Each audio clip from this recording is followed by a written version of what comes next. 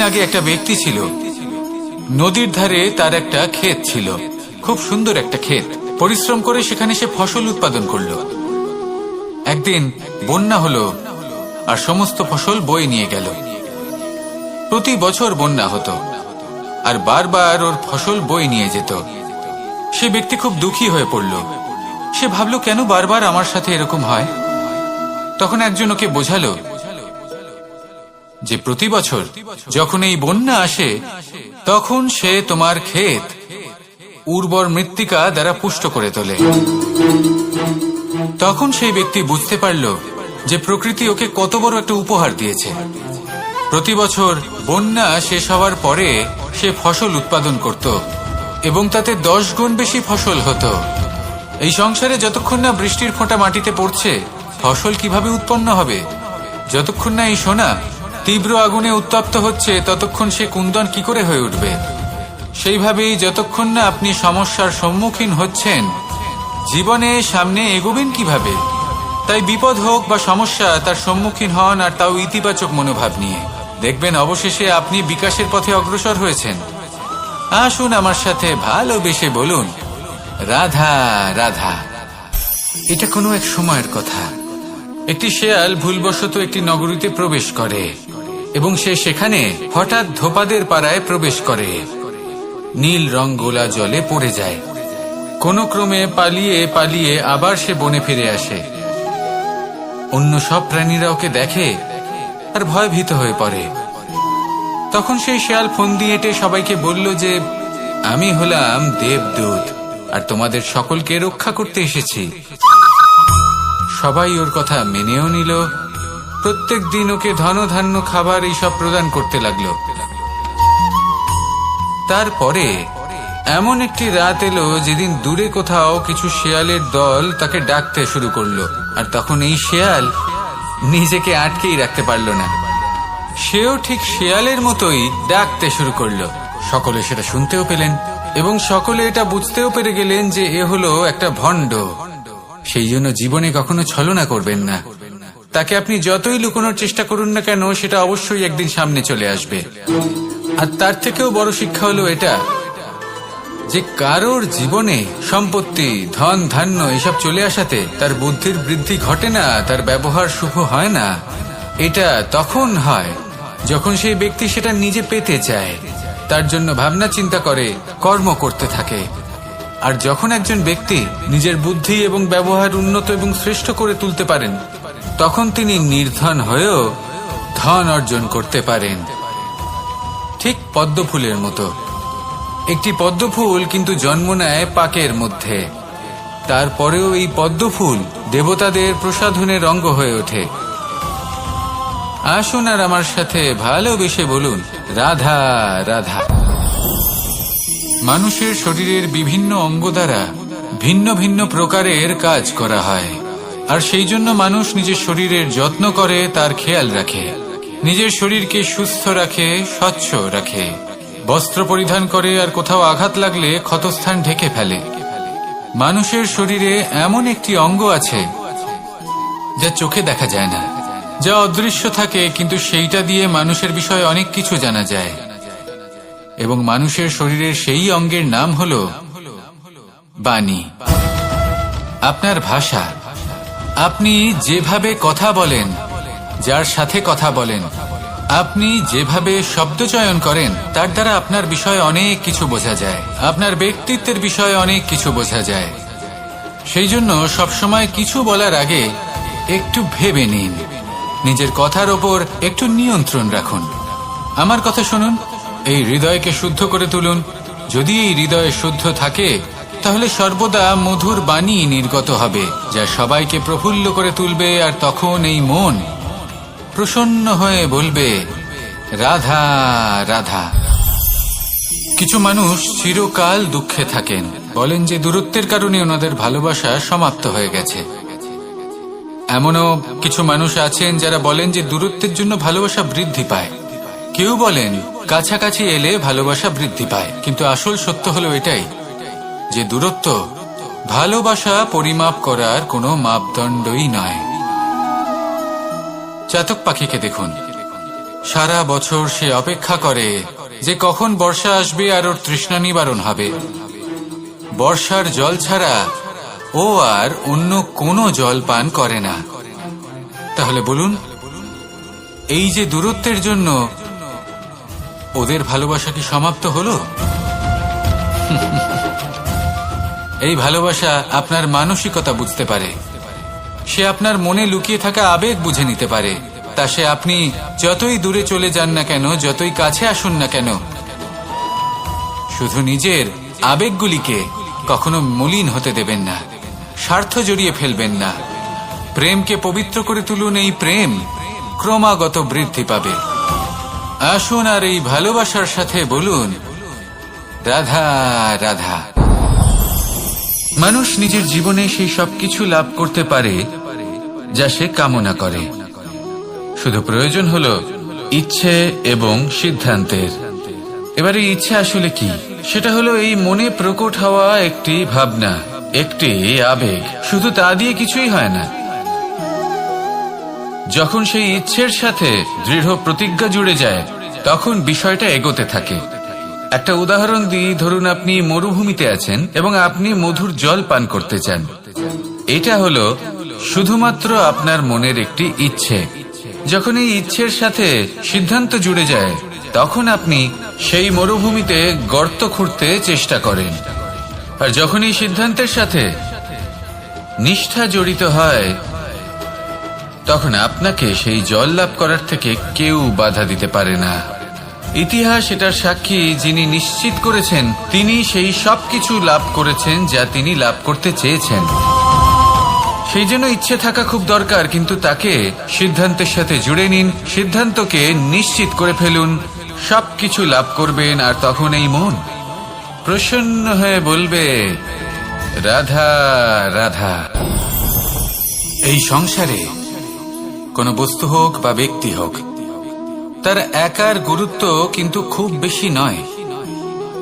একটা উদাহরণ হিসেবে বৃষ্টির ফোঁটাকে ভেবে দেখুন।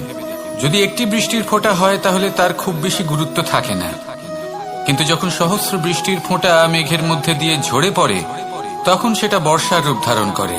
সেই বর্ষা যা এই প্রকৃতিকে শান্ত করে। সেইভাবেই পাথরের ছোট টুকরো, তার খুব বেশি গুরুত্ব থাকে না, কিন্তু যখন অসংখ্য পাথরের টুকরো একত্রিত হয় তখন তা পর্বতের আকার ধারণ করে। সেইভাবেই কিছু মানুষ যখন একত্রিত হন তখন তৈরি হয় পরিবার, কিছু পরিবার যখন একত্রিত হয় তখন তৈরি হয় সমাজ, যখন অনেক সংখ্যক সমাজ একত্রিত হয় তখন তৈরি হয় রাজ্য। এবার এই রাজ্যের সব থেকে গুরুত্বপূর্ণ ব্যক্তি হতে পারেন রাজা, কিন্তু তাও সেই রাজা একা কিছু করতে পারেন না। যুদ্ধ লড়ার সময় তারও নিজের সৈন্যদলকে প্রয়োজন পড়ে। কিন্তু এই সংসারে এমন একজন ব্যক্তি আছেন যিনি একাই সব কাজ করতে থাকেন, এবং সেই ব্যক্তি হলেন মা।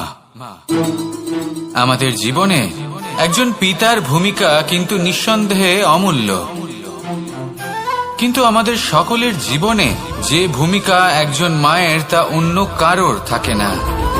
একজন মা একাই সন্তানকে বড় করতে পারেন, সংস্কারী করে তুলতে পারেন, তার জন্য পরিশ্রম করেন। আর এত কিছু কাজ করার পরেও তার কাজের জন্য তিনি প্রশংসা অবশ্য পান না। উল্টে যদি সেই সন্তান অনুচিত পথে চালিত হয়, অনুচিত কর্ম করে, তখন সেই মাকেই অপবাদের পাত্র হয়ে উঠতে হয়।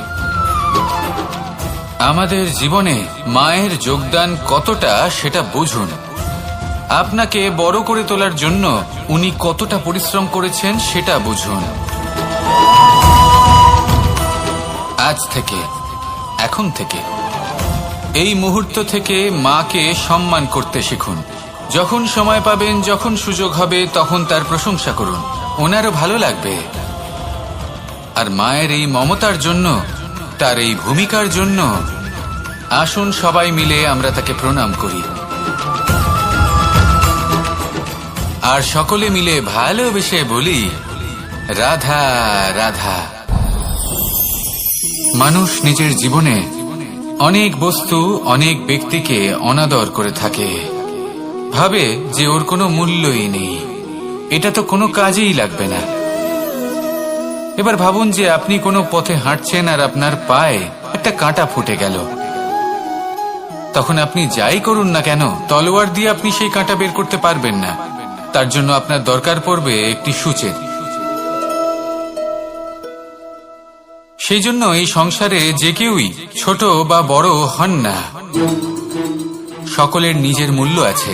দেখুন, যদি কথা বলা হয় জল নিয়ে, জল যদি দূষিত হয় তাহলে তা আমরা গ্রহণ করতে পারবো না, পান করতে পারবো না। কিন্তু যদি হঠাৎ করে কোথাও আগুন লেগে যায়, সবকিছু ভস্ম হতে শুরু করে, তাহলে সেই জল কিন্তু সেই আগুন নিভিয়ে দিতে পারে।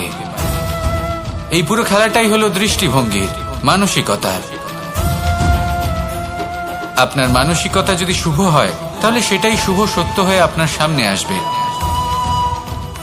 এই সংসারে বস্তু হোক বা ব্যক্তি হোক, তাতে খুঁত ধরা বন্ধ করে দিন, আর তার কি কি গুণ রয়েছে সেটা খুঁজে বের করতে শুরু করুন। জীবন সরল হয়ে যাবে এবং এই মন প্রসন্ন হয়ে বলবে, রাধা রাধা। বড়ই অদ্ভুত ব্যাপার। একটি পাথরের প্রতিমা যখন মন্দিরে স্থাপিত হয় তখন তা আমাদের কাছে ভগবান সম হয়ে দাঁড়ায়।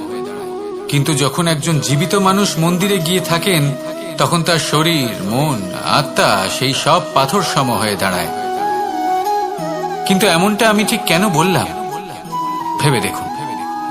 মানুষ এটা চান যে কোনো পরিস্থিতি, যে কোনো স্থানেই তার বিজয় হোক, কিন্তু এখানে এসে সে পরাজিত হয়। এরকম ঠিক কেন হয়? সমস্ত খেলা হলো ভাবনা চিন্তার, বিচারধারার, দৃষ্টিভঙ্গির, উত্তরদায়িত্বের খেলা। পাষাণের এই প্রতিমা, তার একটি উত্তরদায়িত্ব আছে, আশা ধরে রাখার দায়িত্ব। সেই আশা জানিয়ে মানুষ মন্দিরে আসেন।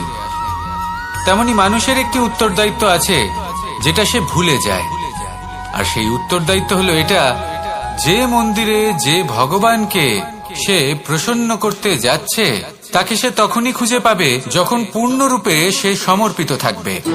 যদি মনে সমর্পণের ভাব না থাকে তাহলে ভগবান কখনো প্রসন্ন হবেন না। নিজের উত্তরদায়িত্ব বোঝার বদলে মানুষ শুধু একটা অনুষ্ঠান পালন করেন। যেমন ফুলের একটা মালা অর্পণ করেন, আর সেই কারণেই তিনি পরাজিত হন। আপনি ফুলের মালা অর্পণ করুন, প্রসাদ অর্পণ করুন, কিন্তু মনের মধ্যে পূর্ণ সমর্পণের ভাব থাকা প্রয়োজনীয়। তবেই আপনি মন্দিরে গিয়েও প্রাণবন্ত হয়ে থাকতে পারবেন, তবেই ঈশ্বরকে প্রসন্ন করতে পারবেন। আসুন আমার সাথে ভালোবেসে বলুন, রাধা রাধা। আমাদের মধ্যে বেশিরভাগ মানুষ সেই পরম শক্তিতে, সেই পরমেশ্বরের ওপর আস্থা রাখি, আর সেই জন্য আমরা বারবার মন্দিরে যাই, পুজো অর্চনা করি, নৈবেদ্য অর্পণ করি। কিন্তু অত্যন্ত গুরুত্বপূর্ণ একটা বিষয়ে আমরা ভুলে যাই, আর সেটা হলো যে পাষাণের সেই প্রতিমা যা মন্দিরে স্থাপন করা হয়েছে, তাদের মধ্যে আমরা ঈশ্বরকে খুঁজে পাবো না যতক্ষণ না বাড়িতে বিরাজমান ঈশ্বর, অর্থাৎ আমাদের মাতা পিতা, তাদেরকে আমরা সেবা করছি। দেখুন, ঈশ্বর নিশ্চিত রূপে এই সংসার নির্মাণ করেছেন, কিন্তু আপনি সেই সংসারের অংশ তবে থেকে হয়েছেন যেদিন থেকে এই সংসারে আপনি পদার্পণ করেছেন। আর এই উত্তরদায়িত্ব পালন করেছেন কারা? আপনার মাতা পিতা। ঈশ্বর আছেন, এই ভাবনা আপনার মধ্যে জাগ্রত হয়েছে আপনার মাতা পিতার মাধ্যমে। সেই জন্য মন্দিরে গিয়ে আপনি যতই প্রসাদ বিতরণ করুন তার কোনোই অর্থ নেই যদি ঘরে বসে থাকা মাতা পিতা অভুক্ত থাকেন। মন্দিরে গিয়ে পরমেশ্বরকে প্রসন্ন করার পূর্বে ঘরে বিরাজমান ঈশ্বর মানে আপনার মাতা পিতা, তাদের সেবা করুন, তাদের প্রসন্ন করুন। ঈশ্বর নিজে থেকেই প্রসন্ন হয়ে যাবেন। আসুন আমার সাথে ভালোবেসে বলুন, রাধা রাধা। প্রেম আড়াই অক্ষর, মাত্র আড়াই অক্ষরের এই শব্দ প্রেম, এর মধ্যে ত্রিলোকের এবং সমগ্র ব্রহ্মাণ্ডের বীজ নিহিত আছে। এমন কি আছে যা এই প্রেম করতে পারে না? যেখানে শক্তি এবং বিদ্যা প্রয়োগ করে আপনি কিছুই করতে পারবেন না, সেটাও প্রেম দ্বারা অর্জন করা সম্ভব। প্রেম চাইলে পাথরেও ফুল ফোটাতে পারে। প্রেম চাইলে ন্যাড়া পাহাড়ের বুক চিরে নদীপথ তৈরি করতে পারে। চাইলে নিরক্ষর ব্যক্তিকে সংসারের শ্রেষ্ঠ জ্ঞানী করে তুলতে পারে। শুধুমাত্র এই প্রেমের জন্য সবার দুষ্টু কানাই ঘনশ্যাম হয়ে উঠেছিল। শুধুমাত্র এই প্রেমের টানেই ত্রিলোকের স্বামী দ্বারকাধীশ নির্ধন সুদামার পদসেবাও করেছিলেন। এই প্রেম হলো সংসারের সবথেকে বড় শক্তি। এই সংসারের আধার হলো প্রেম। এমন কিচ্ছু নেই যা এই প্রেমের পক্ষে সম্ভব নয়।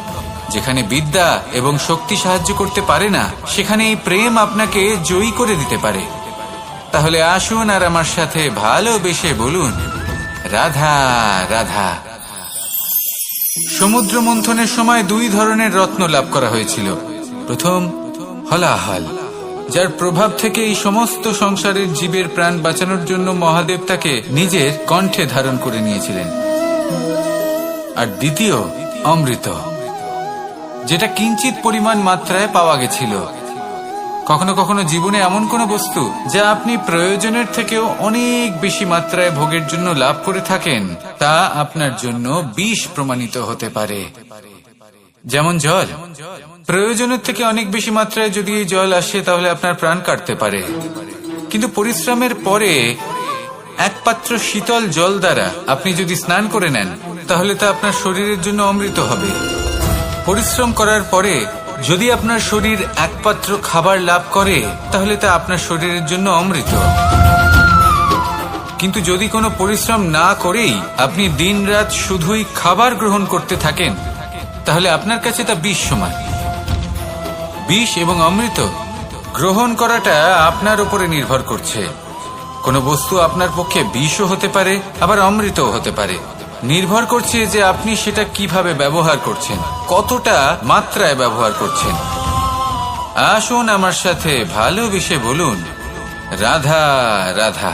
হয়তো আপনার মনে কখনো এই প্রশ্ন আসতে পারে যে ইমারত কেন নির্মাণ করা হয়, কেন উৎসব পালন করা হয়, কেন মানুষ নিজেদের জন্মদিন পালন করেন, কেন দোল, বিজয়া দশমী, রাখি, দীপাবলির মতো উৎসব পালন করা হয়। যদি এগুলো পালন না করা হয় তাতে কি যায় আসে? যদি এই দোল উৎসব পালন না করা হয়, তাহলে কি এই সংসার ভুলে যাবে যে নারায়ণের প্রতি ভক্তির কারণে ভক্ত প্রহ্লাদকে অগ্নি স্পর্শও করতে পারেনি? যদি বিজয়া দশমী পালন না করা হয়, তাহলে কি এই সংসার ভুলে যাবে যে এই দিনে শ্রীরাম রাবণকে বধ করেছিলেন? যদি আমরা দীপাবলির এই উৎসব পালন না করি, তাহলে কি এই সংসার এটা ভুলে যাবে যে অযোধ্যাতে অমাবস্যার এমন এক রাত এসেছিল যে রাত্রে অযোধ্যা পূর্ণিমার থেকে বেশি উজ্জ্বল হয়ে উঠেছিল? যদি এই রাখি উৎসব পালন না করা হয়, তাহলে কি এই সংসারের ভাই এবং বোনেরা একে অপরের প্রতি ভালোবাসা কি সেটা ভুলে যাবেন? বিষয়টা ভুলে যাওয়ার নয়, বিষয়টা হলো মনে রাখা। যখন জীবনে আমরা কোনো একটা স্থানে পৌঁছই, উপলব্ধিগুলোর উৎসব পালন করি, যাতে সেই মুহূর্তে আমরা সকলের মধ্যে আনন্দ ছড়াই এবং মানুষ সেই মুহূর্তটা মনে রাখেন। এই স্মৃতিগুলোই মানুষের মধ্যে বিশ্বাসের জন্ম দেয়। এই বিশ্বাস যে আগামী যেদিন আসছে তাতে আরো আনন্দের সম্ভাবনা রয়েছে। ভালোবাসার এই উৎসব, ভালোবাসার এই পার্বণ, এটা মানুষের মনে বিশ্বাসের জন্ম দেয় যে প্রত্যেক যুগে কেউ না কেউ এসেছে এবং পরবর্তীতেও আসবে। তাহলে আসুন আমরা ডুবে যাই আমার লীলার এই প্রেম যাত্রায় এবং ভালোবাসার এমন একটা উৎসব পালন করা যাক যা এই সংসার যুগ যুগ পর্যন্ত মনে রাখবে। তাহলে আসুন আর আমার সাথে ভালোবেসে বলুন, রাধা রাধা। প্রেমের পরিভাষা আসলে কি? ভিন্ন ভিন্ন ধরনের ব্যক্তি, ভিন্ন ভিন্ন ধরনের প্রেমী আলোচক বিভিন্ন ধরনের পরিভাষা প্রদান করেন এই প্রেম নিয়ে। কিন্তু প্রত্যেকের মনেই কখনো কখনো এই প্রশ্ন এসেছে, এই ভালোবাসা আসলে কি? নিজের প্রিয়তমকে জয় করাই কি প্রেম? চার হাত এক হয়ে যাবার নামই কি প্রেম? নিজের আবেগ ব্যক্ত করাই কি ভালোবাসা? না, প্রেমের অর্থ কাউকে লাভ করা নয়, বরং তার মাঝে বিলীন হয়ে যাওয়া। যদি কারোর হাত ধরে থাকি, তাহলে আজীবন তার সাথে পথ চলা হলো প্রেম। প্রেম শুধুমাত্র সেটা নয় যা প্রেমী আর প্রেমিকার কেশ দামে মালা বেঁধে দেয়। মাতা পিতার জন্য দিনরাত পরিশ্রম করা, নিজের পরিবারের জন্য দিনরাত পরিশ্রম করা, সেটাও প্রেম।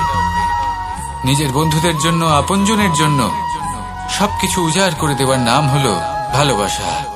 নিজের মাতৃভূমির জন্য সাহসের সাথে লড়াই করা এবং আনন্দে নিজের জীবন ত্যাগ করে দেওয়াও কিন্তু প্রেমের নামান্তর।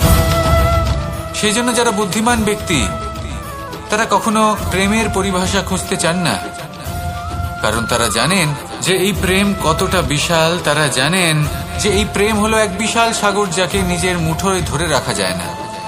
সেই জন্য এই প্রেমের সাগরে ডুবে যান এবং সকলকে ভালোবাসতে শিখুন। যদি সবাইকে ভালোবাসতে পারেন তাহলে তাদেরও কল্যাণ হবে যারা আপনাকে ভালোবাসে, তাদেরও কল্যাণ হবে যাদেরকে আপনি ভালোবাসেন, আর আপনারও কল্যাণ হবে। আর তখন এই মন ভালোবেসে বলবে রাধা রাধা। কখনো কখনো আমরা খুব ব্যথিত হয়ে পড়ি। আমরা নিজেদের পরিবারের জন্য এত কিছু করি আর তারা আমাদের দেখলেই ভয়ভীত হয়ে পড়ে, আমাদের দেখলে বিরক্ত হয়। কখনো নিজেদের সন্তানকে বিকাশের পথে অগ্রসর করার জন্য আমরা তাদের উপর একটু জোর দিই যাতে তারা পরিশ্রম করে, কিন্তু সেই সন্তান আমাদের উপর বিরক্ত হয়ে পড়ে। কখনো সন্তানকে সঠিক শিক্ষা দেওয়ার জন্য আমরা তাদের কিছু সীমা নির্ধারিত করি, তখন সেই সন্তানের চোখে নিজেদের জন্য আমরা ঘৃণা দেখতে পাই। মানুষ কেন ব্যথিত হবে না? দেখুন, যখন সূচের দ্বারা আপনি বস্ত্র সেলাই করেন তখন সূচের আঘাত সেই বস্তুকে সহ্য করতে হয়, কিন্তু তাতে সেই সূচ বা আপনার উদ্দেশ্যে কোনো প্রভাব পড়া উচিত নয়, কারণ আপনি তো আপনার কর্ম করছেন, আর তাও পূর্ণ নিষ্ঠা ভরে, এবং অবশেষে আপনার উদ্দেশ্য শুভ প্রমাণিত হবে। তাই কেউ বিরক্ত হচ্ছে বলে বা কারোর চোখে নিজের প্রতি ঘৃণা দেখার ভয় কখনো পিছিয়ে যাবেন না। কষ্ট না করে বিকাশ সম্ভব নয়। কর্ম করতে থাকুন, সবকিছু শুভ হবে। আসুন আমার সাথে ভালোবেসে বলুন রাধা রাধা। মাতা পিতার মনে সবসময় এই বাসনা বাস করে যে ওনাদের সন্তানের যেন মঙ্গল হয়।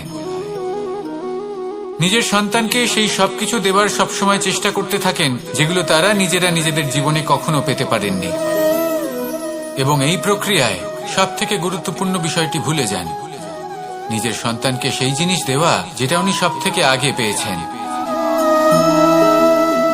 আমি ধনের কথা বলছি না, আমি বলতে চাইছি নিজের অভিজ্ঞতা দ্বারা ওনারা যে মানসিক স্থিতি লাভ করেছেন, ওনারা যে মর্যাদা লাভ করেছেন, যে শিক্ষা ওনারা লাভ করেছেন, সবার আগে নিজের সন্তানকে সেটা দেওয়া প্রয়োজন। সেটা যদি নিজের সন্তানকে দিতে পারেন তাহলে এই সন্তান জীবনে তার পথে এগোতেও পারবে, ধন অর্জন করতে পারবে এবং শক্তিশালী অনুভবও করতে পারবে। সেই জন্য সন্তানকে সবার আগে সেটা দান করুন যেটা সব থেকে বেশি মূল্যবান। সেটা দিন যেটা আপনি সবার আগে লাভ করেছেন। আসুন আমার সাথে ভালোবেসে বলুন রাধা রাধা। ধন, সম্পদ, ঐশ্বর্য, মানুষ হয় নিজের সৌভাগ্যের দ্বারা এগুলো লাভ করে থাকেন বা কর্মের দ্বারা।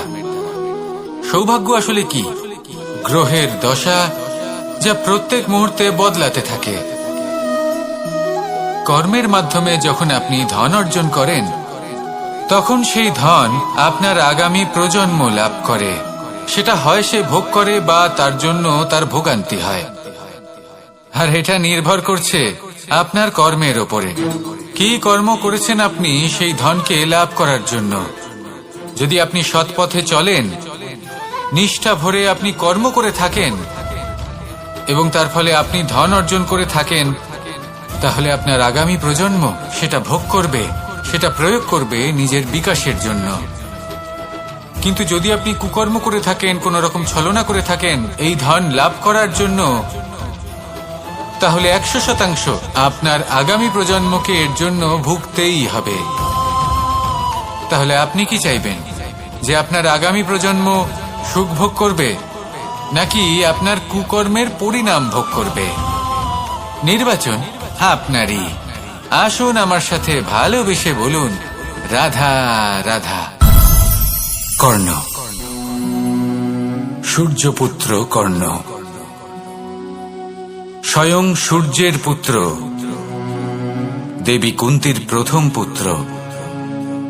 সেই কর্ণ যার একটি বাণ আমার রথকে, সেই রথ যার ওপর মহাবলী অর্জুন বিরাজমান ছিলেন, যার পতাকায় স্বয়ং হনুমান ছিলেন, সেই রথকে তার একটি বাণ ধসিয়ে দিতে পেরেছিল।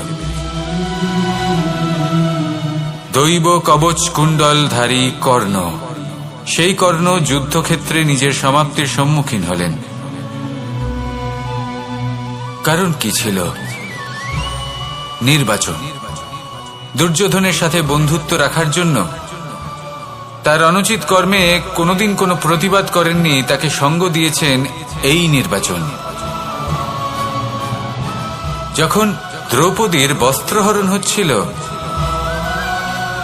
তখন তাকে বাধা দেওয়ার বদলে নীরব থাকার নির্বাচন, তার বিরোধিতা কখনো না করার নির্বাচন, এই নির্বাচনই কারণ হয়ে দাঁড়ালো কর্ণের পতনে। এই সংসারে সবার উপকার আপনি স্বীকার করতে পারেন, তাকে সম্মানও করতে পারেন, কিন্তু তার সামনে এতটাও নত হবেন না যে নিজের অন্তর মনের কথাটা আপনি শুনতে না পান। নির্বাচন যদি ধর্মসঙ্গত হয় তবেই তা শুভ হয়। আসুন আমার সাথে ভালোবেসে বলুন, রাধা রাধা। ভীষ্ম একটা মহান নাম, দেবী গঙ্গার সুপুত্র। স্বয়ং বৃহস্পতি এবং পরশুরাম ছিলেন ওনার শিক্ষাগুরু। অত্যন্ত মহান যোদ্ধা ছিলেন, কিন্তু এই মহান যোদ্ধা ইনি ইতিহাসে আজ পর্যন্ত সেই সম্মান পেলেন না যার উনি যোগ্য ছিলেন। কারণ নির্বাচন। রাজ সিংহাসনের সেবা করার প্রতিজ্ঞা নিয়েছিলেন উনি। এবার রাজ সিংহাসনে যেই বসুক না কেন তার সেবা করা, তার প্রত্যেক আদেশ পালন করা, এটাই ছিল ওনার প্রতিজ্ঞা। তা সেই ব্যক্তি উচিত হোক বা অনুচিত, সে উচিত পথে চলুক বা অনুচিত পথে চলুক, সুপাত্র হোক বা কুপাত্র, উনি তার সেবা করতে থাকলেন, তার প্রত্যেক আদেশ পালন করতে থাকলেন, নিজের প্রতিজ্ঞা পালন করতে থাকলেন। ধৃতরাষ্ট্র নেত্রহীন অবশ্যই ছিলেন, কিন্তু এতটাও নেত্রহীন ছিলেন না যে উনি প্রজাদের চোখের জল, ধর্ম অধর্ম দেখতে পাবেন না। উনি সব বুঝতে পারতেন। আর এদিকে ভীষ্ম নিজে প্রতিজ্ঞাবদ্ধ হয়েছিলেন। দুর্যোধন অনুচিত পথে চালিত হচ্ছিল, তাও উনি তাকে সঙ্গ দিতে থাকলেন। আর পরিণামস্বরূপ আজ পর্যন্ত ইতিহাসে উনি সেই স্থান পেলেন না, সেই সম্মান পেলেন না যার যোগ্য উনি ছিলেন। যদি আপনি কোনো প্রতিজ্ঞা করে থাকেন, তা সে যতই কোনো উচিত কারণের জন্য হোক না কেন, যদি আস্তে আস্তে সময়ের সাথে সেই প্রতিজ্ঞা আপনাকে অনুচিত পথে চালিত করে অধর্মের পথে নিয়ে যায়, পাপের পথে নিয়ে যায়, তাহলে সেই প্রতিজ্ঞা ভঙ্গ করা অত্যন্ত আবশ্যক। সময় অনুসারে নিজেকে বদলানো আবশ্যক, নয়তো এই প্রতিজ্ঞা আপনাকে দিয়ে পাপ কর্ম করাবে, কুকর্ম করাবে, আর আপনার বিনাশের কারণ হবে। আসুন আমার সাথে ভালোবেসে বলুন, রাধা রাধা।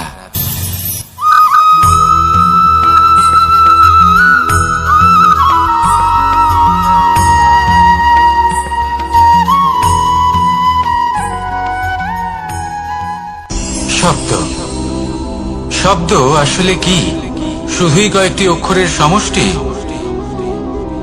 নাকি আমাদের বাণী? এই শব্দ এমন এক শক্তি যা কাউকেই নিজের বশবর্তী করে ফেলতে পারে।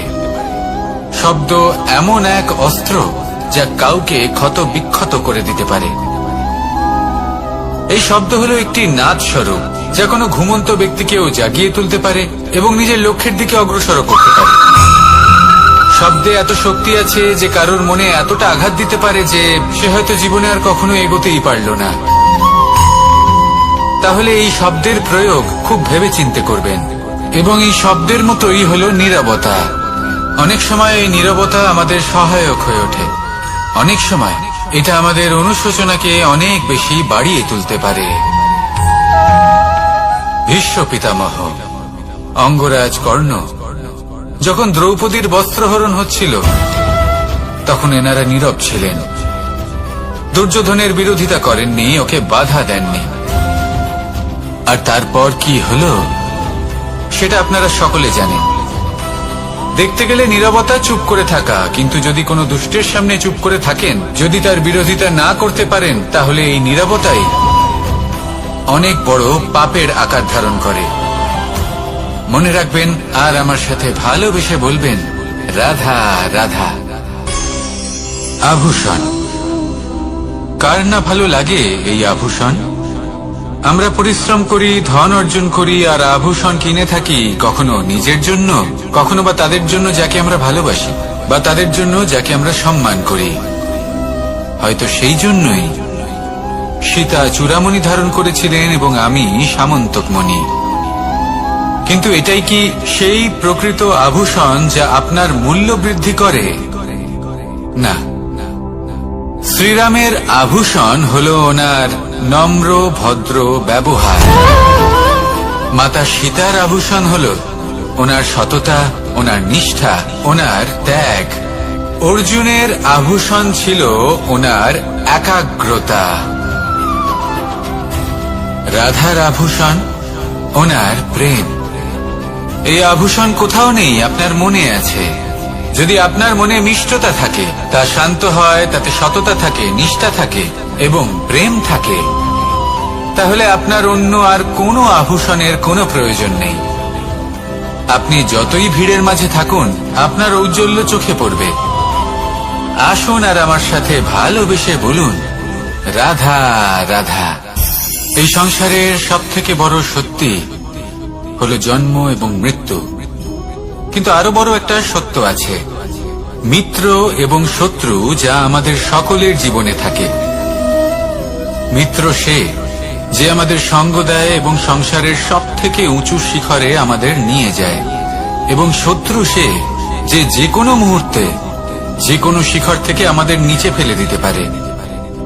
এবার বিচিত্র ব্যাপার হলো এটাই যে আমরা নিজেরাই এদের সাথে নিয়ে চলি, নিজেরাই এদের পালন করি। তা কি করে? প্রথমে বুঝুন এই মিত্র এবং শত্রু কারা। আপনার নিজের মন, আর কেউ নয়। এই মনই হলো মিত্র। যখন তাতে ভারসাম্য বজায় থাকে, তা নিয়ন্ত্রিত থাকে, তা পবিত্র হয়। কিন্তু যদি এই মন অনিয়ন্ত্রিত হয়ে পড়ে, যদি আপনাকে সে নিয়ন্ত্রণ করতে শুরু করে, তখন সেই আপনার সবথেকে বড় শত্রু হয়। সেই জন্য এই মনের ওপর নিয়ন্ত্রণ রাখতে শিখুন, এতে ভারসাম্য বজায় রাখতে শিখুন। তাহলে আপনি এমন এক বন্ধুকে পাবেন যে আপনাকে এই সংসারের শিখরে পৌঁছে দেবে। আসুন আমার সাথে ভালোবেসে বলুন, রাধা রাধা। ঈশ্বর আসলে কে? সংসারের বেশিরভাগ মানুষের কাছে ঈশ্বর হলেন এই সংসারের রচয়িতা, পালনকর্তা। কারোর কাছে উনি জ্ঞাতা, কারোর কাছে উনি হলেন আস্থার প্রতীক, আবার কারোর জন্য শুধুমাত্র অন্ধ বিশ্বাস। কিন্তু এই ঈশ্বর কি কোনো শরীর, নাকি একটা বোধ, নাকি শুধুই শ্রদ্ধা? ঈশ্বর হলেন তিনি যিনি হলেন আপনার ইষ্ট। সেই জন্যই তো গুরু, মাতা, পিতা এনাদেরও ঈশ্বরই বলা হয়েছে। যাদেরকে আমরা ঈশ্বর বলে মনে করি, যারা আমাদের ইষ্ট, তারা আমাদের একটি পথ দেখান, একটি দিকে চালিত করেন। সেই পথে চলে আপনি শুভ কর্ম করতে পারেন। আর যখন কোনো ব্যক্তি তার ঈশ্বরের আদেশ পালন করেন, তখন সে নিজে থেকেই শুভ পথে অগ্রসর হয়ে যান। বেশ কয়েকজন মানুষ ঈশ্বরের ওপর আস্থা রাখেন এবং ভাবেন যে অনুচিত কোনো কাজ করা উচিত নয়, ঈশ্বর দেখছেন। ওনারা ভয় পান যে কোনো অনুচিত কর্ম করলে কে জানে তার পরিণাম কি হবে। এমন অনেক ব্যক্তি রয়েছেন যারা ঈশ্বরকে বিশ্বাস করেন এবং জানেন যে ঈশ্বর তাদেরকে দেখছেন, তাই যে যে শুভ কর্ম ওনারা করেছেন তার ফল তারা অবশ্যই পাবেন। এবার আপনি ভয় পেয়ে ঈশ্বরকে বিশ্বাস করবেন, নাকি বিশ্বাসের দ্বারা ঈশ্বরকে বিশ্বাস করবেন, সেই সিদ্ধান্ত আপনারই। কিন্তু হ্যাঁ, যদি আপনার মনে ঈশ্বরের জন্য কোনো স্থান থাকে, যদি আপনার কোনো ইষ্ট থাকেন, যদি আপনি কাউকে ঈশ্বর মনে করেন, যার প্রত্যেক আদেশ আপনি পালন করে থাকেন, তাহলে বলি ঈশ্বর কখনো আপনাকে অনুচিত পথে চালিত করবেন না। আসুন আমার সাথে ভালোবেসে বলুন, রাধা রাধা। এই সংসারে ভিন্ন ভিন্ন ধরনের গাছ আছে, অসংখ্য ধরনের প্রজাতি আছে। কিছু গাছ পাতা দিয়ে থাকে, কিছু ফুল, কিছু ফল। কেউ ছায়া প্রদান করে, কেউ শীতলতা প্রদান করে, কেউ নিজেকে খুব কষ্ট দিয়ে এই সংসারের বিকাশে সহায়ক হয়ে ওঠে। কিন্তু এই সবার মধ্যে একটা বিষয় কিন্তু সমান, এরা প্রত্যেকেই পাতা ছাড়া, ফুল ছাড়া, ফল ছাড়া জীবিত থাকতেই পারে, কিন্তু কোনো বৃক্ষই শিকড় ছাড়া বেঁচে থাকতেই পারে না। এটাই হলো রাধা। ঠিক সেইভাবেই আমাদের জীবনে শক্তি হোক, ধন হোক বা সাফল্য হোক, আমাদের বা আমাদের পরিবারের প্রসন্নতাই হোক, এই সবকিছুর আধার হলো, সবকিছুর মূল হলো পরিশ্রম। তাই জীবনে চিরকাল পরিশ্রম করতে থাকুন। যদি আপনি জীবনে মহান হবার পথে অগ্রসর হতে চান, তাহলে পরিশ্রম করুন। এই পরিশ্রম দ্বারাই নিজের পরিবারকে প্রসন্ন করুন, নিজের বন্ধুদের প্রসন্ন করুন, এই সমাজকে গর্বিত করুন। আসুন আমার সাথে ভালোবেসে বলুন, রাধা রাধা। এই সংসারের সব থেকে বড় রোগ কোনটা? কেউ বলবে মানসিক রোগ, কেউ বলবে সেই রোগ যা সর্পদংশনের ফলে হয়ে থাকে।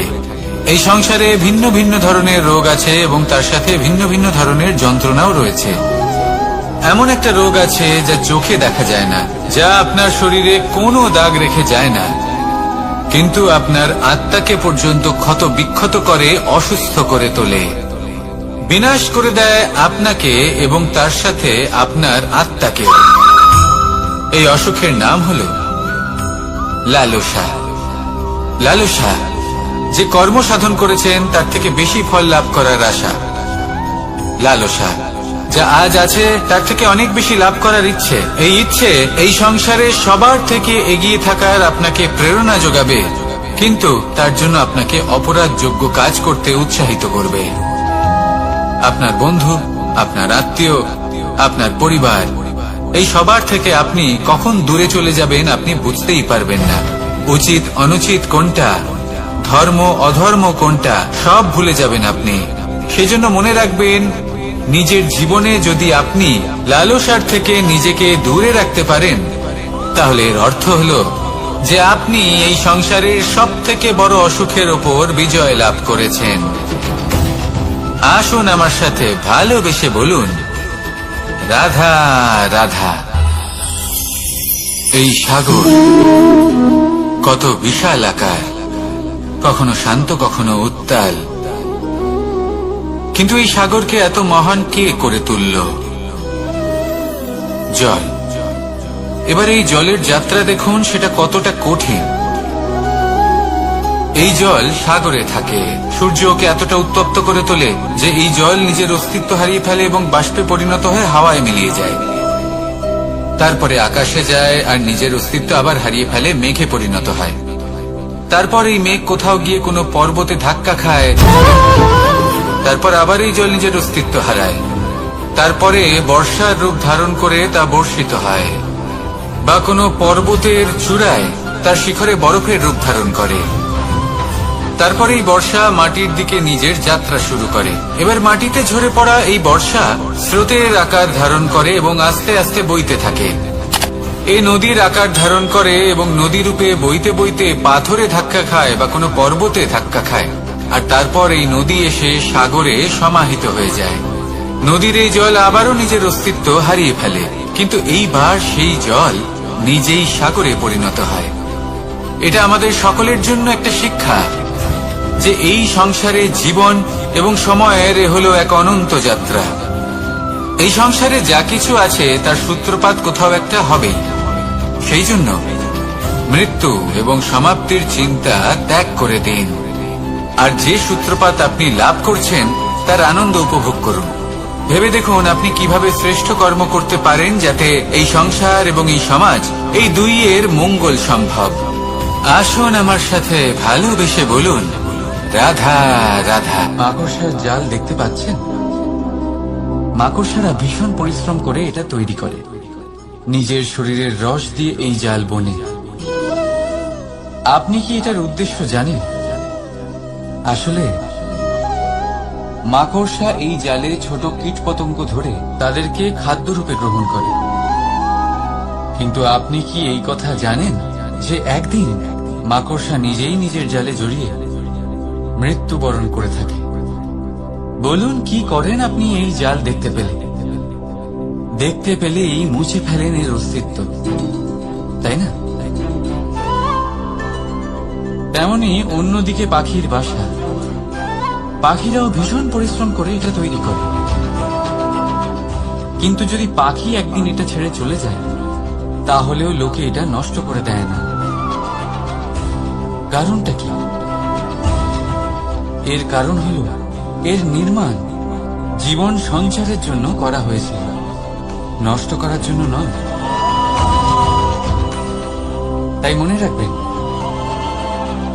জীবনে আপনার পরিশ্রম যতই বেশি হোক না কেন, যদি আপনার লক্ষ্য শুভ না হয়, তাহলে আপনারও বিনাশ নিশ্চিত। তাই সৃজন করতেই থাকুন আর মুগ্ধ হয়ে বলুন, রাধা রাধা।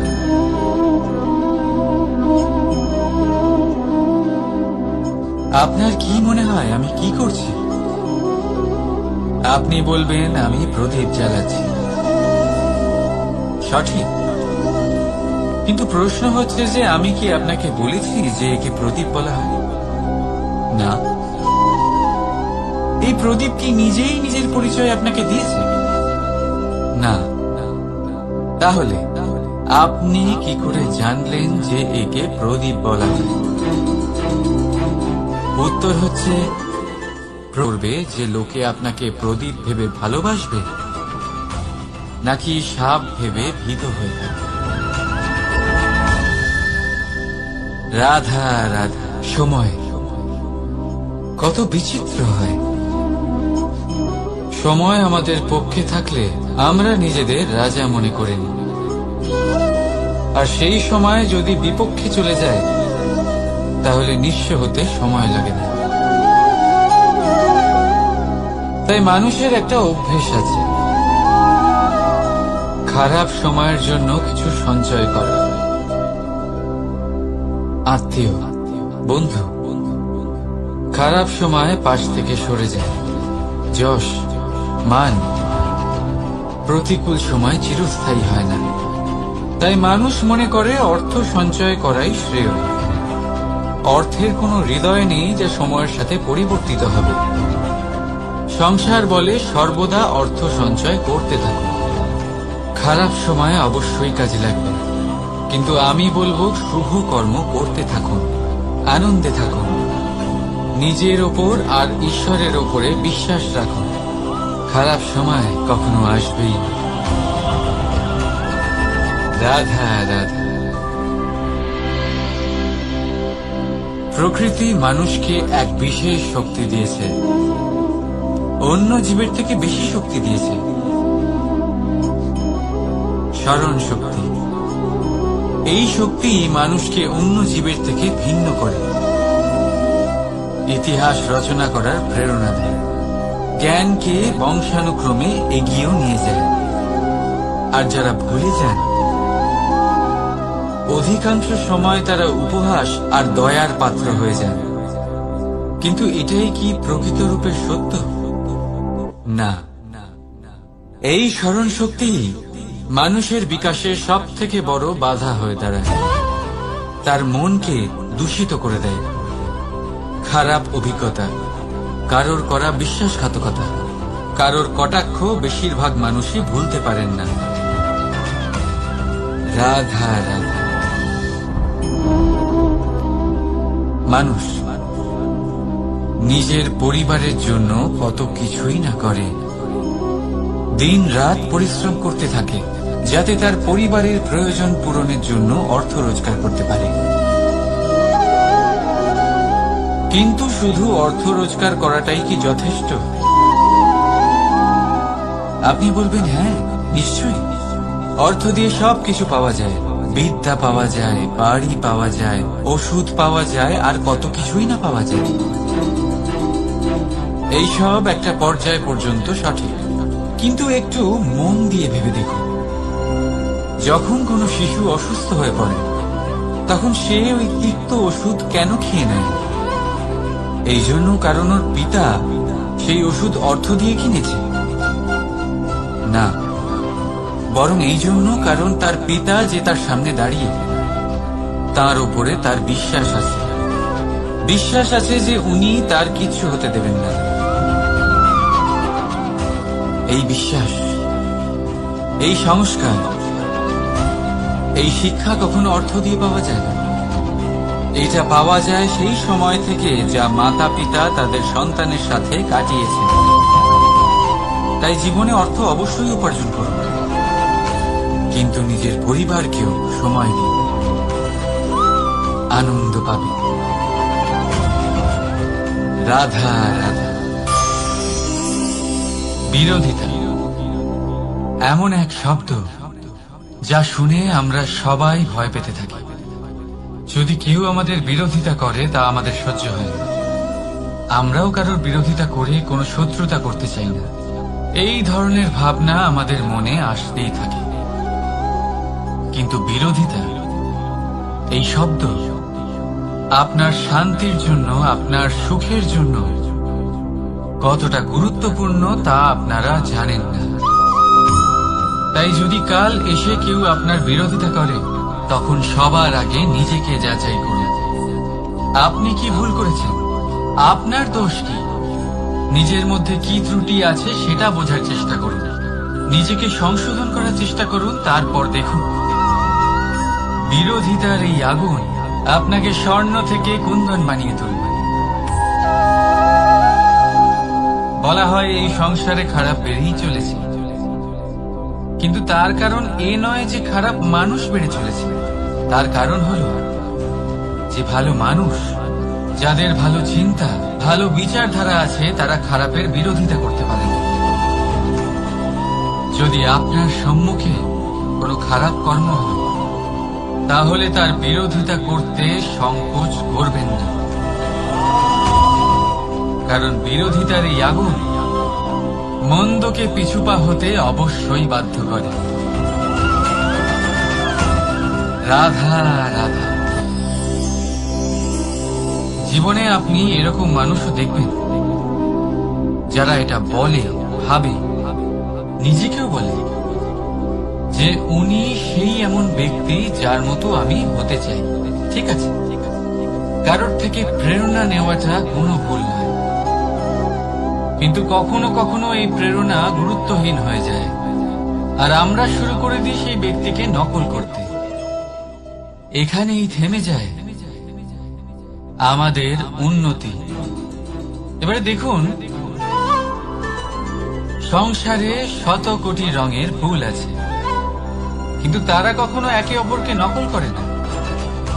সময়কে ব্যবহার করুন নিজের অস্তিত্ব নির্মাণ করার জন্য, কারণ কারোর ছায়া হওয়ার থেকে ভালো আপনি কারোর জন্য প্রেরণা হয়ে উঠুন। রাধা রাধা। আমরা সকলে পাথুরে রাস্তা এড়িয়ে চলি, কারণ এই পথের পাথর আমাদের যাত্রা আরো কঠিন করে তোলে, আমাদের পা আহত করে দেয়। কিন্তু একটা গুরুত্বপূর্ণ কথা আমরা ভুলেই যাই, এই কঠিন পথে না শুধু আমাদেরকে নিজেদের দুর্বলতার সাথে পরিচয় করায়, বরং আমাদের শক্ত হওয়ার প্রেরণাও দিতে থাকে। সময়ের সাথে ঠিক এমনটাই হতে থাকে।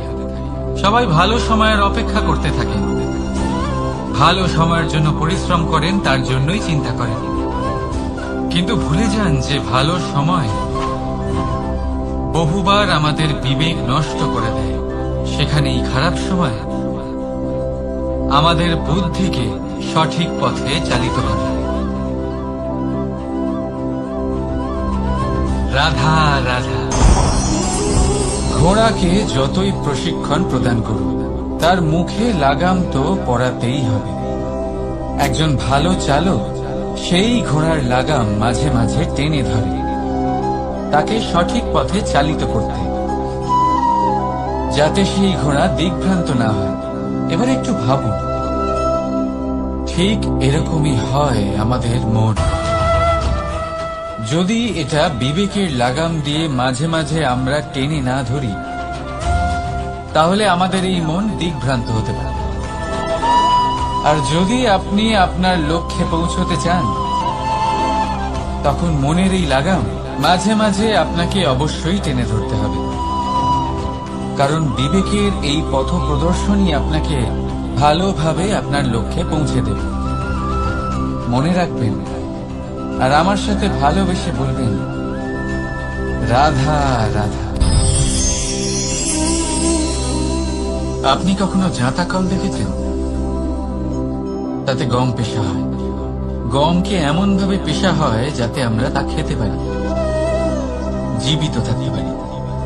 আর যদি আপনি মন দিয়ে দেখেন, তাহলে কলের নিচের অংশ কখনো ঘোরে না, শুধুমাত্র উপরের অংশই ঘোরে। আর তবেই তা গম পিষতে পারে, আর তবেই রুটি তৈরি হতে পারে। কিন্তু ভেবে দেখুন, যদি কলের দুটো অংশই ঘুরতে থাকে, তাহলে কি হবে? তা গম পেশার বদলে একে অপরকে পিষে নিজেদের অস্তিত্ব শেষ করে দেবে। তাই জীবনে কোনো কাজ যখন মন আর মস্তিষ্ক মিশিয়ে করা হয়, তখনই তা সম্পন্ন হয়। কিন্তু যখন বিষয় হলো ভক্তি, তখন মস্তিষ্কের যুক্তির মৌন থাকা প্রয়োজন। আর যখন বিষয় হলো কর্ম আর ন্যায়, তখন মনের আবেগের মৌন থাকা প্রয়োজন।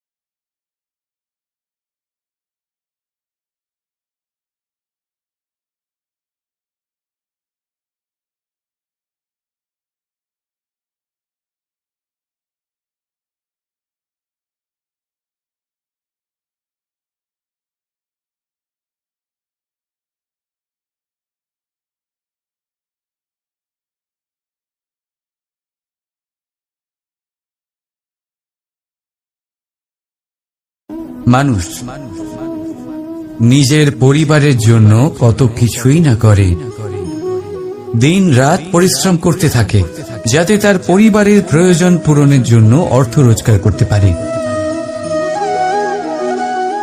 কিন্তু শুধু অর্থ রোজগার করাটাই কি যথেষ্ট? আপনি বলবেন, হ্যাঁ নিশ্চয়ই, অর্থ দিয়ে সবকিছু পাওয়া যায়, বিদ্যা পাওয়া যায়, বাড়ি পাওয়া যায়, ওষুধ পাওয়া যায়, আর কত কিছুই না পাওয়া যায়। এই সব একটা পর্যায় পর্যন্ত সঠিক, কিন্তু একটু মন দিয়ে ভেবে দেখুন, যখন কোনো শিশু অসুস্থ হয়ে পড়ে, তখন সে ওই তিক্ত ওষুধ কেন খেয়ে নেয়? এই জন্য কারণ ওর পিতা সেই ওষুধ অর্থ দিয়ে কিনেছে? না, বরং এই জন্য কারণ তার পিতা যে তার সামনে দাঁড়িয়ে, তার ওপরে তার বিশ্বাস আছে। বিশ্বাস আছে যে উনি তার কিচ্ছু হতে দেবেন না। এই বিশ্বাস, এই সংস্কার, এই শিক্ষা কখনো অর্থ দিয়ে পাওয়া যায় না। এইটা পাওয়া যায় সেই সময় থেকে যা মাতা পিতা তাদের সন্তানের সাথে কাটিয়েছেন। তাই জীবনে অর্থ অবশ্যই উপার্জন করুন, কিন্তু নিজের পরিবারকেও সময় দিন, আনন্দ পাবে। রাধা রাধা। কখনো কোনো পাখিকে দেখেছেন? যখন তারা ডিম পাড়তে প্রস্তুত হয়, তখন তারা সবচেয়ে আগে একটা স্থান খোঁজে, একটা স্থান যা বর্ষা, রৌদ্র আর শত্রুর থেকে সুরক্ষিত হয়। তারপর তারা বাসা তৈরি করে, তারপরেই ডিম পাড়ে, আর তারপর যখন সেই ডিম ফুটে তার সন্তানদের জন্ম হয়, সে তাদের খাবার খাওয়ায়, তাদের রক্ষণাবেক্ষণ করে। কিন্তু যখন তাদের ডানা গজায়, তখন না সে তাদের খাবার দেয় আর না তাদের বাসা বানাতে শেখায়। শুধুমাত্র তাদের উড়তে শেখায় সে। তারপর সেই বাচ্চারা আকাশে উড়তে শিখে নিজেরাই নিজেদের খাবার জোগাড় করতে শিখে যায়, নিজেরাই নিজেদের বাসা বানাতে শিখে যায়। আর আমরা মানুষেরা কি করি? আমাদের সন্তান বড় হয়ে যাওয়া সত্ত্বেও তাদের নিয়ে সর্বদা দুশ্চিন্তা করি। তার জন্য আমরা গৃহ নির্মাণের চেষ্টা করি। নিজের সন্তানকে আরো শক্তিশালী করে গড়ে তোলার বদলে তাকে আমরা দুর্বল করে দিই। জীবনে সেটাই করুন যা একটা পাখি করে। নিজের সন্তানকে আকাশে ওড়ার শিক্ষা দিন, সংস্কার দিন, আর একটা নির্দিষ্ট সময়ের পরে তাকে নিজের আকাশ নির্ধারণ করতে মুক্ত করে দিন। রাধা রাধা। সাগরে সেতু বাঁধার গল্প তো আপনারা নিশ্চয়ই শুনে থাকবেন। রামচন্দ্রের সেনাকে 100 যোজন সমুদ্র অতিক্রম করে লঙ্কায় আক্রমণ করতে হতো। সেতুকার নল আর নীল সেতু বাঁধার উপায় বের করল, কিন্তু প্রশ্ন ছিল সেতু বাঁধা কি করে হবে?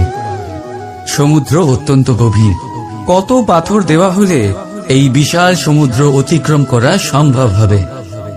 তখন এক উপায় নির্ধারিত হলো।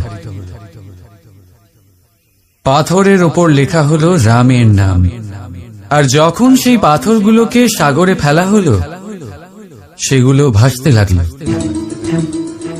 এবারে কেউ বলবেন এটা রামচন্দ্রের নামের মহিমা, কেউ বলবেন এটা নারায়ণের কোনো জাদু, কিন্তু না, এটা রামচন্দ্রের সেই গুণ, ওনার ব্যক্তিত্বের সেই মহান দিক যা ওনার প্রতিনিধিত্ব করেছে।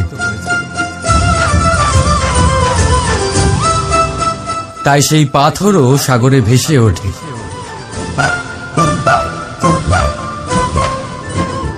ঠিক সেইভাবেই যেখানে আমরা থাকি না, সেখানে আমাদের গুণ আমাদের প্রতিনিধিত্ব করে। আমাদের নামের শক্তি আমরা নিজেরাই তৈরি করি। আমাদের কর্ম দিই, আমাদের গুণ দিই। এবার সিদ্ধান্ত আপনার যে আপনার নামের সাহায্যে কেউ বিপদ থেকে উদ্ধার হবে, নাকি আপনার দুষ্কর্মের ফলে কেউ ডুবে যাবে। ভালো করে ভেবে দেখুন। রাধা রাধা। কখনো এই প্রকৃতির দিকে তাকিয়ে থাকবেন। এই প্রকৃতি অনেক ধরনের শিক্ষা দেয়। কোন একটা গাছকে দেখুন কিভাবে সে মাটি থেকে জল শুষে নেয়। সে ঝড় হোক বা হোক কড়া রোদ সব সহ্য করে এবং অবশেষে সে ফল ধারণ করে। আর সেই ফল উৎপন্ন করার পরে সে ফল কিন্তু সে নিজে গ্রহণ করে না, এই সংসারকে প্রদান করে, যাতে পশু পাখি মানুষ তারা এই ফল গ্রহণ করে শক্তিশালী হয়ে উঠতে পারে, সুস্থ থাকতে পারে। সেভাবেই নদী, সরোবর এরা নিজেরাও কিন্তু নিজেদের জল গ্রহণ করে না, মাটিকে প্রদান করে, পশু পাখিকে প্রদান করে। সূর্য নিজেও নিজের জন্য প্রজ্বলিত হয় না, সে প্রকাশ ছড়িয়ে দিতে চায় আমাদের সবার কাছে, সে আলো পৌঁছে দিতে চায়। এই প্রত্যেকের কর্মে পরমার্থ নিহিত আছে, আর সেই জন্যই এদের সকলকে পুজো করা হয়। তাই মনে রাখবেন, আপনার কাছে জীবন যাপনের অতিরিক্ত যা কিছুই আছে তা পরমার্থের জন্য। তাহলে তার সদ্ব্যবহার করুন আর আমার সাথে ভালোবেসে বলুন রাধা রাধা। আমরা প্রত্যেকেই অবশ্যই এমন সময় দেখেছি যখন অনেকগুলো সমস্যা একসাথে আমাদের জীবনে এসে পড়ে, সমস্যা আমাদের প্রত্যেকের জীবনেই থাকে, আমরা তার সমাধান খুঁজতে চেষ্টা করি, কখনো সমাধান খুঁজে পাই, আবার কখনো যতই চেষ্টা করি না কেন কোনো সমাধান খুঁজেই পাই না। আর যখন এটা হয় তখন মানুষ অত্যন্ত বিচলিত হয়ে পড়েন। নিজের আত্মীয় স্বজন, নিজের বন্ধু বা সংসার, এদের ওপরে এই দোষ চাপিয়ে দেন যে এদের জন্যই এই সমস্যা এসেছে। এবার যদি আমি আপনাকে কোনো পরামর্শ দিই তাহলে এটাই বলবো যে দৃষ্টিভঙ্গি পাল্টে দেখুন। এই দৃষ্টিভঙ্গি দিয়ে দেখুন যে এই সংসারে যে সমস্যায় আসুক না কেন তার জন্য কেউ দোষী নয়, না আপনি না অন্য কেউ। এই পুরো খেলাটাই আপনার মানসিকতা, আপনার দৃষ্টিভঙ্গি, আপনার মনে। কিভাবে বোঝাচ্ছি, যখন আমাদের মন শক্ত থাকে তখন কঠিন থেকে কঠিনতর পরিস্থিতিও আমাদের জীবনে খুব বেশি হলে প্রতিস্পর্ধা হয়ে থেকে যায়। সেখানে যদি আমাদের মন দুর্বল থাকে তখন অল্প কঠিন পরিস্থিতিও আমাদের কাছে খুব বড় সমস্যা হয়ে যায়, তাই না? একটা শক্ত মন কঠিন পরিস্থিতিকে প্রতিস্পর্ধা হিসেবে দেখে আর তার মধ্যেও একটা সুযোগ খুঁজে নেয়। আমাদের শুধু এটাই করতে হবে। এই সংসারে অন্য কাউকে দোষী মনে করলে আপনার সমস্যা দূর হয়ে যাবে না। সেই জন্য এই সংসারকে দোষ দেওয়ার বদলে এই সমস্যার মূলে চলে যান, সেটাকে বুঝুন, নিজের এই মনকে শক্ত করে তুলুন। যদি আপনার মন শক্তিশালী হয় তাহলে এই সংসারে অনেক বড় বড় কঠিন থেকে কঠিনতর পরিস্থিতিও যদি আসে, আপনার জীবনে যতই বড় বড় সমস্যা আসুক না কেন আপনার লক্ষ্য লাভে বাধা দিতে পারবে না। আসুন আমার সাথে ভালোবেসে বলুন, রাধা রাধা। আমরা সবাই পাথর দেখেছি, পর্বতও দেখেছি, শুকনো পাতাও দেখেছি, শ্যামল বনানীও দেখেছি। কখনো ভেবেছেন পাথরের অস্তিত্ব কিন্তু ততক্ষণ পর্যন্ত যতক্ষণ সে পর্বতের গায়ে আটকে থাকে। যখন সেই পর্বত থেকে সেই পাথর ভিন্ন হয়ে যায় ও নিজের অস্তিত্ব হারিয়ে ফেলে। আস্তে আস্তে কখনো পাথর কেটে বা কখনো পিষ্ট হয়ে সেই পাথর আস্তে আস্তে মাটিতে পরিণত হয় এবং পূর্ণরূপে নিজের অস্তিত্ব হারিয়ে ফেলে। এটাই পাতার সাথেও হয়। এই পাতা যতক্ষণ গাছের ডালের সাথে যুক্ত ততক্ষণ তার অস্তিত্ব থাকে। যখনই ডাল থেকে বিচ্ছিন্ন হয় সেও নিজের অস্তিত্ব হারিয়ে ফেলে। আর এটাই আমাদের সাথেও হয়। যতক্ষণ আমরা নিজেদের আপনজনের সাথে যুক্ত থাকি আমাদের অস্তিত্ব বজায় থাকে। যখন আপনজনদের সাথে সম্পর্ক ছিন্ন করি তখন আমরাও আমাদের অস্তিত্ব হারিয়ে ফেলি। এবার এই সংসারের প্রত্যেক ব্যক্তি স্বতন্ত্র থাকতে চান, আর অনেক ব্যক্তি স্বতন্ত্র থাকবেন বলে আপনজনদের দূরে করে দেন আর তাদের সাথে এই সম্পর্ক ছিন্ন করেন। এটা কি সত্যি প্রয়োজন? আপনজনদের সাথে সম্পর্ক ছিন্ন করে নিজের অস্তিত্ব হারিয়ে ফেলা প্রয়োজনীয়, নাকি আপনজনদের সাথে সম্পর্ক বজায় রেখে নিজেদের স্বতন্ত্র করে রাখা সেটা আবশ্যক? নির্বাচন আপনারই। আসুন আমার সাথে ভালোবেসে বলুন, রাধা রাধা। আপনি কি কখনো নৌকা যাত্রা করেছেন? করে না থাকলেও নিশ্চয়ই দেখেছেন যে এই জল যা নিজের অন্তরে সব কিছু সমাহিত করে নিতে পারে, এই নৌকা সেই জলের ওপরেই ভেসে থাকে। নদীর স্রোত কাটিয়ে সে সামনে অগ্রসর হয়। কিন্তু যদি এই নৌকায় কোনো ছিদ্র হয় তাহলে কিন্তু সেই নৌকা ডুবে যাবে। আর এতে কোনো তফাৎ হবে না যে সেই ছিদ্র ছোট নাকি বড়, নৌকা ডুবে যাবে। এই ছিদ্র হলো আমাদের জীবনে আমাদের অপগুণ, আমাদের দোষ, আমাদের বিকার। কখনো এটা ভাববেন না যে এই দোষ খুবই ছোট, এতে কিছুই যাবে আসবে না। না, সেই ছোট দোষ, সেই ছোট বিকার যদি সেটাকে শুধরে না নেন তাহলে সেটা আপনাকে আপনার পতনের দিকে নিয়ে যাবে। শেষ পর্যন্ত এটা আপনার উপর নির্ভরশীল যে আপনি কি চান। আপনার জীবনের এই নৌকা এভাবেই ডুবে যেতে দেখবেন, নাকি নিজেকে শুধরে নিয়ে সেই নৌকার সেই ছিদ্রটাকে ভরিয়ে তুলতে চাইবেন?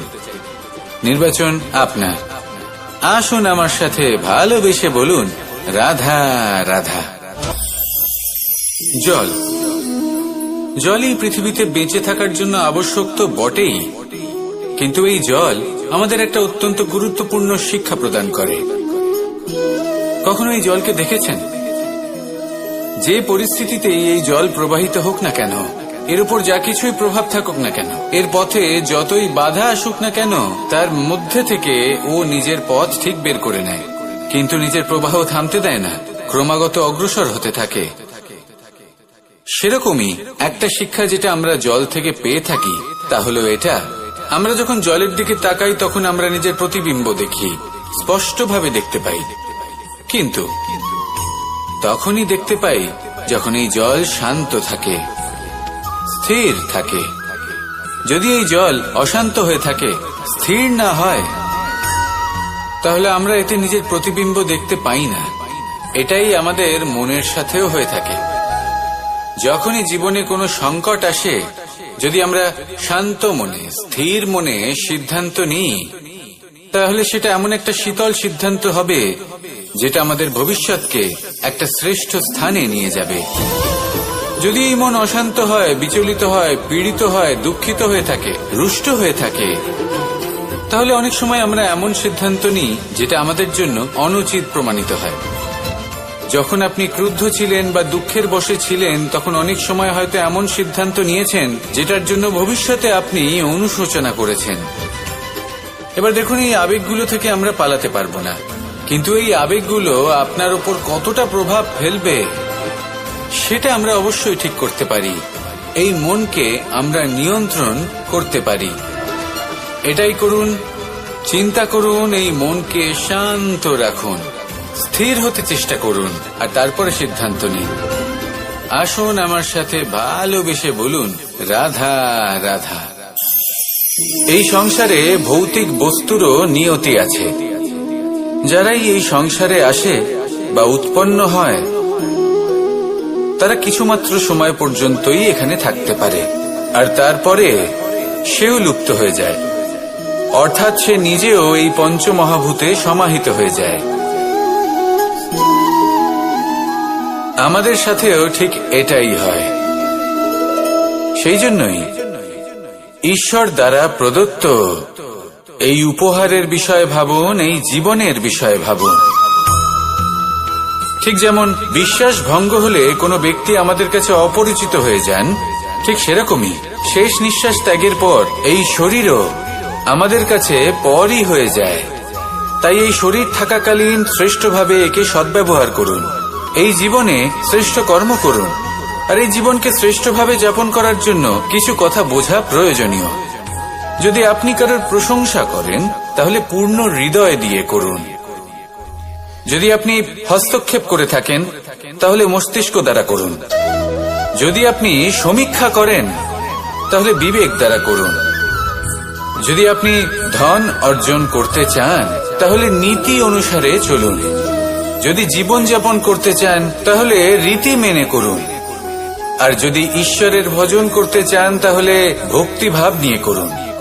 শুধু এই কথা মনে রাখবেন যে আপনার এই জীবন কিন্তু অনিশ্চিত কাল পর্যন্তই আছে। কতক্ষণ আছে সেটা কেউ জানে না। তাই কিছু মুহূর্ত যেটা যাপন করতে আমরা এখানে এসেছি, সেখানে ক্রোধ, অহংকার, ঈর্ষা, এইসব আবেগের কি গুরুত্ব বলুন তো? এগুলো ত্যাগ করুন। মানুষকে ক্ষমা করতে শিখুন, আস্তে আস্তে বিশ্বাস করতে শিখুন। এই সংসারে নিঃস্বার্থভাবে প্রেম করতে শিখুন, আর সবার মধ্যে আনন্দ বিতরণ করুন। তাই এই সব গুণ যদি আপনি আত্মসাৎ করতে পারেন, তাহলে আপনার জীবনে শুধু আনন্দ এবং আনন্দই বিরাজমান হবে। আসুন আমার সাথে ভালোবেসে বলুন, রাধা রাধা রাধা রাধা রাধা রাধা। ধর্মরথের 4টি অশ্ব চালানোর জন্য যিনি সারথি হবেন, তার যে 4টি গুণ থাকা প্রয়োজন, সেই সমস্ত গুণ অর্জুনের মধ্যে উপস্থিত রয়েছে। কর্মের শক্তি রয়েছে, ধর্মের প্রতি আসক্তি রয়েছে, জ্ঞানের অভিব্যক্তি রয়েছে এবং সমর্পণের ভক্তি রয়েছে। নিশ্চিত রূপে ধর্মরথে সারথি হবার জন্য অর্জুনই সব থেকে যোগ্য। আর ও শুধুমাত্র দ্রৌপদীর স্বামীই হবে না, ইতিহাসে কুরুবংশের রাজকুমার বা ইন্দ্রপুত্রের নামেই শুধু পরিচিত হবে না, বরং অর্জুনই স্বয়ং ইতিহাস রচনা করবে। অর্জুনই হবে কৃষ্ণ সারথি, যত্র যোগেশ্বর কৃষ্ণ তত্র পার্থ ধনুর্ধর।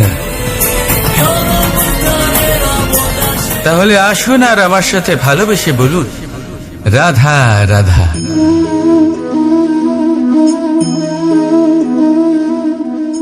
আপনার কি মনে হয় আমি কি করছি? আপনি বলবেন আমি প্রদীপ জ্বালাচ্ছি, সঠিক। কিন্তু প্রশ্ন হচ্ছে যে আমি কি আপনাকে বলেছি যে একে প্রদীপ বলা হয়? না। এই প্রদীপ কি নিজেই নিজের পরিচয় আপনাকে দিয়েছে? না। তাহলে আপনি কি করে জানলেন যে একে প্রদীপ বলা হয়?